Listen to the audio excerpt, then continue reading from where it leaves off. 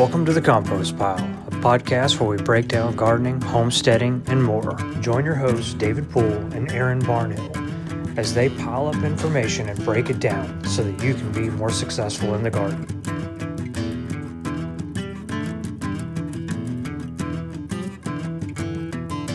Hey everyone, welcome to the Compost Pile. It is a podcast for all things gardening. This is going to be our first episode, so thanks for joining us. If you're here, you're day one, and that's very important to us. This podcast is going to cover everything from gardening to homesteading to obviously composting. It's called the Composting Pile. pH, what even is that? I don't know. What is a zone? I think we're in zone 9, something like that. Anyway, if that's what you're interested in, stick around.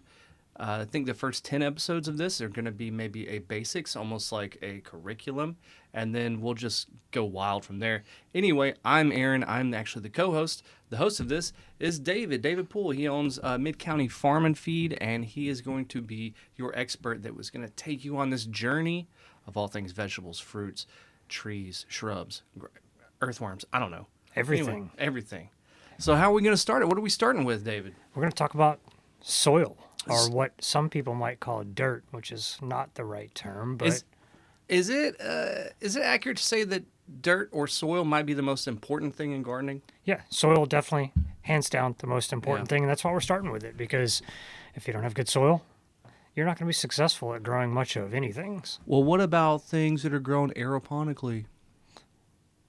I don't know anything about that. Oh, cool. Well, let's start with soil. It's a topic to learn.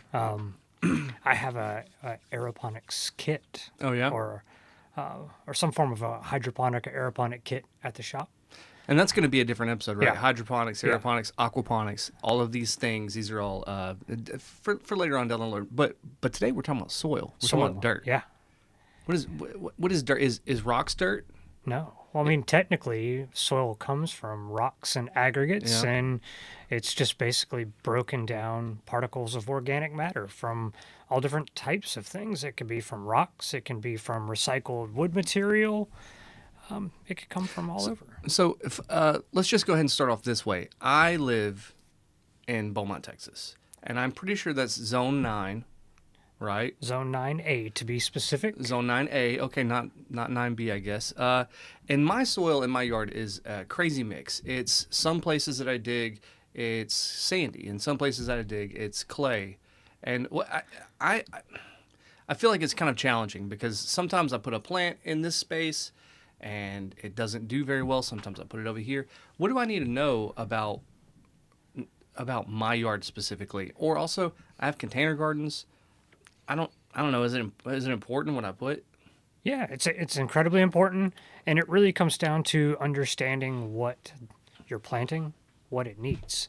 Some plants are going to grow really well in that sandy type soil. Others are going to grow more in a looser, denser mix. Mm-hmm. Not a lot of things are going to love growing in clay, but there's a lot of native plants that can handle those types of soil and that will thrive in it. You know, where they're not really getting a lot of nutrition or water is not as accessible. So it really comes down to what you're planting and more or less actually understanding that you should choose your plant based upon the soil and the location of where you're going to plant or make some changes. Okay. So my dad always had this saying. He said, don't plant a $50 tree in a $5 hole. What does that mean? I think that means like amendment or something. Basically, what it's saying is that you shouldn't use cheap soil, or you should be soil focused. So without that good soil, isn't all soil cheap? It's like called dirt cheap. Maybe. I mean, it really depends on what's in it. You know, So good quality soil, the soil that people are really going to want to use in a garden space is really going to be a mixture of many different things. And that mixture could change based upon where you're at and what's available. But it really comes down to looking at trying to achieve what they call like a sandy loam, which is kind of like the golden ticket for soil and gardening. Sandy loam. Yeah. Okay. So what is loam? Loam is a combination of sand, silt, and clay, and it's a balance of those three things. Each one of those different elements has different particle sizes, which allow like sand allows water to move through much quicker because it's a larger particle, whereas clay. You mean sand? Yeah. That's kind of fine is a larger particle. It's Okay. larger, where Yeah. clay is a smaller particle, Right. and there's less gaps between those particles, so water doesn't move through it as fast. There's less gaps for air, and then you get compaction. So it makes it difficult for roots, nutrients, microbes, which we'll talk a little bit about. I imagine that clay also holds water really well too, because I mean, since you make pots out of it, right? Yeah. So yeah, it's that seems to be a big challenge with my yard because it's so clay heavy that I feel like everything just drowns in it. Yeah, Right? We have a good rain.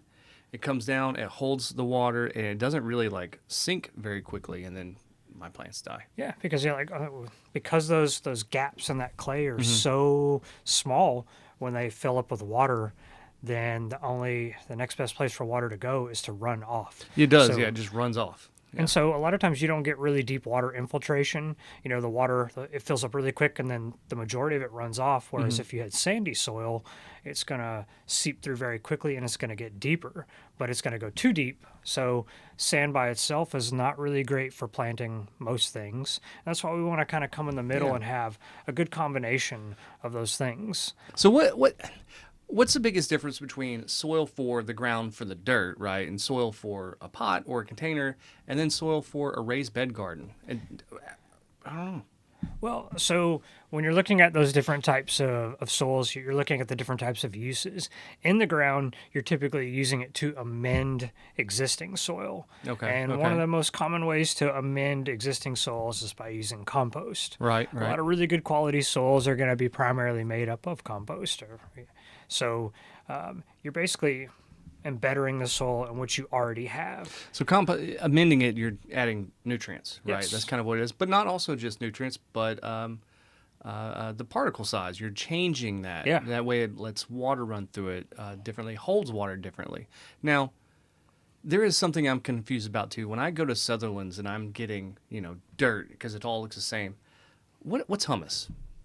What Humus is like the Humus? or humus. Humus? Humus is what what it would actually be called. I don't know what it's called. I just look at the bag and I'm like, what is that? Humus is basically the stage of soil being broken down. It's in between the mulch stage and the compost stage. So Okay. your particle size is about in the middle.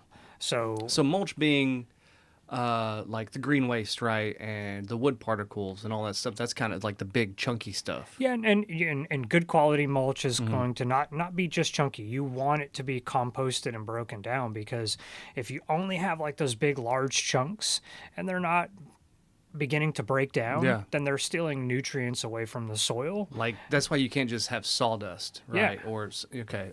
Certain types of woods take longer to break down, so Yeah. they can rob nutrients away from plants if they're used improperly. So it's really important to understand those different phases, and if you're moving to do something in a raised bed, you don't need something expensive like a potting mix. Yeah. But you do need something that's going to have a little bit more nutrition to it, because you're not just amending soil, you're actually creating a soil. So Right. you need that good balance that you're looking for in a sandy loam to utilize as your whole growing space. And then if you're planting in a container, one of the biggest key things about containers are drainage. You need it to drain very well, Is that why I because put rocks on the bottom? Is that why I do that? actually it's proven that rocks don't make any difference. Oh, really? Oh, I've watched some videos, and I've always put rocks on the bottom of my pots. I think somebody's debunked that myth, but that's again. I was like, the rock's got to add drainage. I Yeah. don't know. It's got to do it. If you're using a proper soil, you're gonna have that drainage in there already. So Okay. like a lot of your good quality potting mixes, they're gonna have some sand in it. They're gonna have a lot of compost, but they're also gonna have things like perlite, maybe vermiculite, which are drainage amendments, and then also some wood- Perlite's like little. It looks like little styrofoam balls. Yeah. Is that what it seems like? What it is? It just seems like It's almost in yeah. all potting soils, perlite. But perlite will break down. So over time, that soil, that drainage amendment is going to go away. But perlite will break down. It so will. it's actually not styrofoam then, No, right? no, it is not. It just feels like it. I'm like, this has got to be styrofoam. Nope. But if it breaks down, it can't be, because styrofoam cups will last forever. ever. Yeah, you see them. Yeah. I saw one from 1962 the other day. It was just styrofoam cup. Still there. Still there. What? So vermiculite is is just like smaller than perlite. Yeah, well, you can eat both of them. You can get different particle sizes. So Yeah. when you go to like a common garden center, you're going to get most likely like one size, like a medium to coarse grade. Mm-hmm. But you can get it down to fine. You can get medium, coarse, and then like in the houseplant world, like big chunky perlite is like Yeah. really really popular. So the size really depends on what you're doing with it. And then, so we're talking about amendments that allow for water to flow through, right? What is that in the same line as like coconut husks? I've seen that before too, and like Spanish moss and peat moss and all these Yeah, things. it's very very similar. Like Yeah. peat moss is going to hold moisture, Mm-hmm. an adequate amount of moisture, but it's also going to allow for good drainage. The downfall of peat moss is if in our climate, because we're really hot, we're really Yeah, humid. yeah, yeah. If you let it dry out completely, then it becomes hydrophobic and it doesn't allow water to easily, soak back up into it. Yeah, that's funny you say that. I've had plants before where I like container plants where I try to water it and then I water it right on the center and then you see the original square block and it just goes boop and runs right off and goes around the side and I never knew why. If you had that square block and you like sat it in water, like a saucer of water, and you let it wick up and absorb over time, it eventually will break that cycle and it'll absorb the moisture again. Then your coconut core, it's a little more sustainable and it actually will give you the same qualities as the peat moss. So it's But without becoming hydrophobic. yeah, it will always accept water, and it's a great option, and it does really well as a seed starter too. Okay, that makes sense why all the little plants come in it. Yeah. So when we're talking about soil, we have all kinds of size of particulates. Yeah. We have nutrients. What is pH and how is I know what pH is. So I know that lemon juice is an acid, so it's lower, and I know that baking soda is a base, so it's higher. But I mean, how is dirt either acidic or basic? Dirt just seems like dirt. Your pH is going to affect how nutrients are absorbed. So you can have the best quality soil out there, and it can be completely nutritious. But if you're putting a plant in there that likes an acidic soil and you're planting it in a neutral or alkaline soil, Right. then all that nutrition is not going to be available to that plant. So it's not going to thrive. Like this one plant's going to be like, I can't get potassium because Right, yeah. I need acid. And it can cause nutrients to get locked up essentially and not be available. So then in turn, that's why pH is incredibly important in soil, because if you don't have it, obviously nothing's going to get what it needs. Then if you don't have a healthy plant, then it's going to lead to potential pest and disease problems. I just thought it was for changing the colors of that one plant, bougainvillea, Hydrangea. hydrangea. Yeah, Yeah, hydrangeas, hydrangea. yeah. I was like, I thought it was just for that. Yeah. I encourage people to test their soil. Not enough people do it. They don't take the time to do it. They'll go out there and they'll do things that will directly affect the pH. Like a long time ago, growing up seeing, people my grandparents' age like gardening, they would always just automatically throw lime in the garden. Really, Like pelletized lime or like wouldn't say that's like limestone, right? yeah, Okay. dolomitic limestone. Okay. Not like the household type lime. Right. But they would just like throw it in there and there would be no rhyme or reason. But what they didn't realize, they didn't have any idea where their pH was. But they threw that in there, and over a long period of time, 4, 5, 6 months, that pH is shifting. It's like building up. Yeah. And so if they were making those change and they didn't need it, they're affecting their pH. They're swaying it outside the area for whatever they're growing. And then in turn, it can maybe causing some of the problems they're essentially coming back for later on, being like, why is this happening? Why is my plant not growing? Why is it yellowing? Yeah. And it all could be because it's has nutrients that are unavailable. So a little of the real world experience I have with soil is growing up since I was a little kid until now. We've always had blueberry bushes from when I was a little tiny kid, and I'm from Silsby, right? And then my dad now lives in Coons, and he still has blueberry bushes. And I noticed that they do really well and they grow big. And for some reason, I kind of put it together that, we have a lot of pine trees around us, and so the pine needles fall and they decay. and I think they're acidic, and therefore the blueberries like it. But I don't know. That's like my experience with the soil. Pine I just needles kind of put that together. I don't even know if it's real or not. Pines do like acidic soil. Yeah. Blueberries like acidic soil, so they are well suited to grow in the same areas. And So it's a correlation, but Yeah. not necessarily. and by nature, honestly, most of our soil in southeast Texas is slightly acidic Okay. to neutral. So most of the time, we see people come back with soil tests that have been tested for pH. They come back in that range of slightly acidic to neutral, and that's where you want to be for most plants that you're going to grow in a home garden, most fruits. Slightly acidic. Yeah. Yeah. And then there are those items like, blueberries that will like it a little more acidic. Just a little. Yeah. And, Yeah. and you can make those changes specifically to the areas in which you're growing.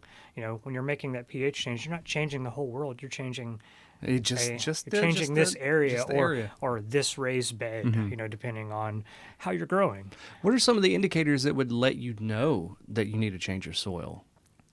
Like change the whole soil. Yeah, just how if I put a plant in something in a hole, and how do I know that the soil's what's wrong, right?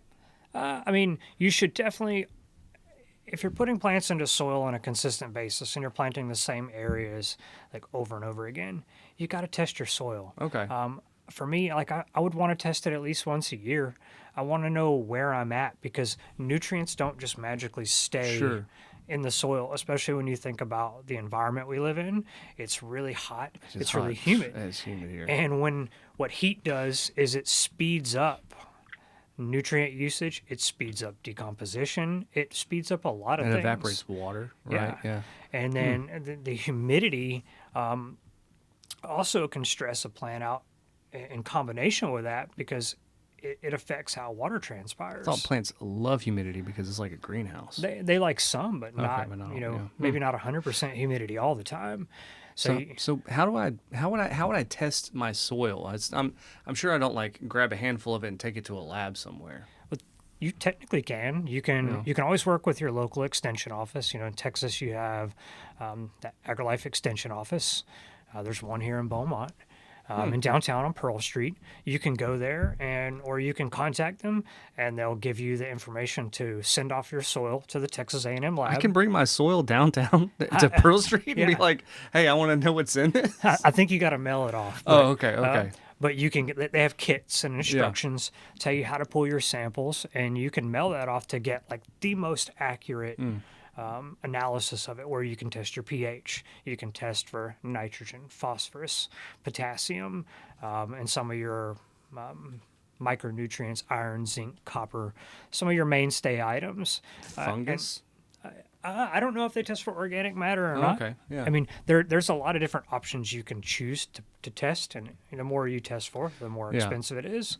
Most people are going to stick with the core basics of pH, nitrogen, phosphorus, potassium. Right. I could see where that would be a good thing for a farmer to do. Someone who's like, utilizing their soil at scale, right? Because if you have, like, I don't know, if I have 30 acres of corn, I need to know what the soil is. But it may be less important for somebody who's just, kind of fooling around and dipping their toe in. Yeah, but when you're working with that and you're reutilizing that soil, you're putting all these different elements into it, and everything makes changes. So if you don't have a base of where you are, then you don't know what to add. You might be adding something that you don't need. And when you add elements that you don't need, then you can actually bind up other nutrients and make them unavailable to your plant. So it's kind of important to know. And also, like with pH, if you're going to make a change for pH and do it naturally, then it takes time. It's not an overnight thing. You're going to make adjustments. If you want to be more alkaline, you can add lime. If you want to be more acidic, you'll add elemental sulfur. And those things are going to break down, and they're going to change over a long period of time. So if your pH isn't right now, I'd be wanting to make changes so I can get my pH in line for spring. Oh, okay. So because things take time. Yeah, you right? got to kind of think ahead. Right. But if you don't want to send it off and go through that like big fancy lab test, then you can go to your local lawn and garden center and you can buy just a home test kit, and it's going to get you pretty accurate. It's really, really simple to do. There's 4 different vials in a kit. It's kind of like a swimming pool. Yeah, kit, as what it sounds like. Yeah. very similar. Very similar. You're Oh. basically creating a water slurry and using that with little capsules. Okay, you're taking a little bit of the soil, Yeah. putting it in there, making a little soup. Yep. Taste testing it, right? We taste test it. Yeah. You know, See what, so, see what it's got in there. it tastes like some blueberry soil right there. You know, that's, Yeah, and then those test kits have all those instructions in there on Yeah. how to make the necessary adjustments. So it's pretty easy to do, but you should get an idea where you are. That way, you're not putting the wrong thing in. what I know about amending soil is what I learned from second grade when we're in that part of the curriculum where we're talking about Thanksgiving, and whenever the white people met Native Americans and then they were burying fish and planting corn around it. Yeah. So I mean that's what I know. I know that you're supposed to bury the fish. Nitrogen. You just bury the fish directly there, and then you plant some seeds around. So I'm learning a lot. I'm learning a lot right here. Yeah. Heck yeah. That's not an untrue statement. Right? I bet it's It not. works. That's like direct compost, right? Yeah. Yeah. Direct source nitrogen. Direct source. Yeah. What else do we need to know about the basics of soil? I think there's one thing left that we need to talk about, and that is that soil is a living thing. Oh, okay. It's okay. not. That's the difference between dirt. Dirt is like void of life. Dirt's like just dead. Yeah. Yeah. It's Okay. no nutrients, no living resources of any kind, Okay. and we get into like It makes me think of the desert, right? Yeah. I'm thinking of like desert dirt. Yeah. Even though I'm sure that has There- a lot of there's- stuff to it. there's no but- telling. And there's no top dirt. There's only top soil. Yeah. Right? Yeah, but Interesting. like you have to, when you're dealing with soil, you have to be conscious about this web of biology that's happening underground. You've got microbes, you've got fungi, Right. and Bacteria. you've got bacteria. fungus. Yeah. So bacteria is what's actually And animals too. You got Yeah. earthworms. Yeah. Right? Oh, okay. earthworms, nematodes. There's all kinds of different things that you physically can't see, but that are making huge impacts to your soil. Bacteria is vital for breaking down organic matter. So, it breaks down root systems. And that's the difference between when we call something anaerobic and aerobic, right? Because that means like with oxygen and without oxygen. And if something doesn't have oxygen, the microbes can't live there. That's Maybe. correct, yeah. Okay. Cool. You know, cool. and then so when you think about, we talked about how we have a lot of clay soil here. Yeah, You're talking yeah, about yeah. some of those issues in your backyard. Right. Well, clay soil typically can become anaerobic. It's Okay. it becomes compacted, so there's no room for water and oxygen. So it's really important. Because air goes through soil too, not Yeah. just water, right? So and microbes need oxygen and moisture to Right. do their job. So you have that bacteria, which is breaking down things, organic matter, which in turn helps us feed the soil, and then you have fungi microbes, mycelium. We talked about how, I don't remember, how much did you say? I said I watched a documentary where Paul Stamets, one of the leading mycologists of the world, said that 30% of topsoil is mycelium. Yeah, and that's It's crazy. wild. Yeah, it's You how know? trees talk to each other. I Yeah, don't know. mycelium. Mycelium's really cool because you basically have these webby webby stringy stuff that It's like send attaches signals itself. to each other. Yeah, it attaches itself to the root system of trees, Yeah. all kinds of different plants, and they trade the plants for sugar, and then the mycelium gives them nutrients. Mm-hmm. And so it helps plants get nutrients that are maybe outside of their root zone.